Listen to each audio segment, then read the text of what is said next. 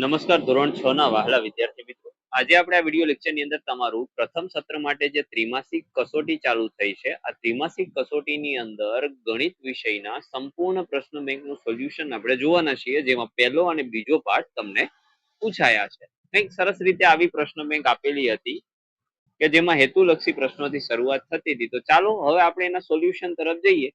તો હવે અહીંયાથી એનું સોલ્યુશન સ્ટાર્ટ થાય છે. હેતુલક્ષી પ્રશ્નોની અંદર પહેલો જે પ્રશ્ન છે એ વિકલ્પ વાળો છે. તો જુઓ, આપેલી શ્રેણીમાં આગળનું પદ કયું હશે? તો એમાં આવશે 25. તો એક વાત કરી દઉં, નીચે ડિસ્ક્રિપ્શનની અંદર અન્ય વિષયના પ્રશ્ન બેંકના સંપૂર્ણ સોલ્યુશન આપણે મૂકેલા છે, તો તમે ત્યાં જઈને જોઈ લેજો. ડિસ્ક્રિપ્શનમાંથી તમને એક પ્લે લિસ્ટની લિંક મળી જશે. બીજું છે 1 3 6 10. આ કઈ શ્રેણી છે? તો એમાં આવશે ત્રિકોણીય શ્રેણી. નીચે આપેલા વિધાનો માટે યોગ્ય વિકલ્પ પસંદ કરો. જેમાં 1/64 ચોરસ સંખ્યા છે, તો એમાં આવશે સી. બંને વિધાન સાચા છે. આપેલ 2 ની ઘાતની આગળની સંખ્યા કઈ હશે? 1 2 4 8 અને 16, પછી આવશે 32. પ્રથમ 5 એકી સંખ્યાઓનો સરવાળો કેટલો થશે? તો એમાં આવશે 25. ગણિતનો મુખ્ય ઉદ્દેશ્ય શું છે? તો પેટર્નને ઓળખવી અને સમજવી. નીચેનામાંથી કઈ સંખ્યા શ્રેણી 2 ની ઘાત દર્શાવે છે? તો એમની અંદર આવશે બી. એવી કઈ સંખ્યા છે કે જે એક જ સમયે ત્રિકોણીય સંખ્યા અને ચોરસ સંખ્યા બંને છે અને તેને ટપકા દ્વારા બંને આકારમાં સંપૂર્ણ ગોઠવી શકાય છે? તેમાં આવશે 36. નીચે આપેલી પેટર્ન જોવાની છે. 1 2 3 4 3 2 1 બરાબર 16. તો એમાં આવશે સી જવાબ. કારણ કે એમાં આપેલ પેટર્નનો ઉપયોગ કરીને કહેવાનું છે કે ભાઈ આ બધાનું મૂલ્ય શું થશે. જો પ્રથમ એકી સંખ્યાઓનો સરવાળો કરવાથી વર્ગ સંખ્યા મળતી હોય તો નીચેનામાંથી કયું પદ ખોટું અસત્ય છે? તો એમની અંદર જવાબ આવશે ડી. ત્યાર પછી જુઓ, વિરંગ સંખ્યાઓની શ્રેણી નીચે મુજબ છે. 1 2 3 5 8 13 21. આ શ્રેણીની પેટર્ન સમજીને જણાવો કે 21 પછીની સંખ્યા કઈ હશે? તો એમાં આવશે 32.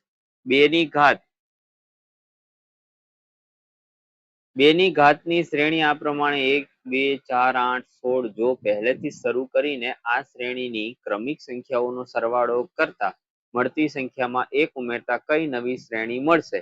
તો એમાં જવાબ આવશે 2 ની ઘાત વાળી શ્રેણી. જો બે ક્રમિક ત્રિકોણીય સંખ્યાઓનો સરવાળા કરતા મળતું પરિણામથી કઈ સંખ્યા શ્રેણી મળે? તેમાં આવશે ચોરસ સંખ્યા શ્રેણી. શિક્ષકે વિદ્યાર્થીઓને નીચે મુજબની બે આકૃતિઓ બતાવી. એમાં જવાબ આવશે સી. વિધાન 1 અને 2.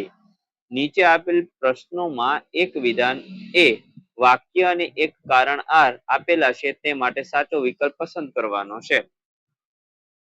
તો જુઓ ભાઈ, એમની અંદર તમને કારણ આપેલું છે, વિધાન આપેલું છે કે 36 એક ચોરસ સંખ્યા છે અને 36 બરાબર 6 ગુણ્યા 6. એમાં જવાબ આવશે એ.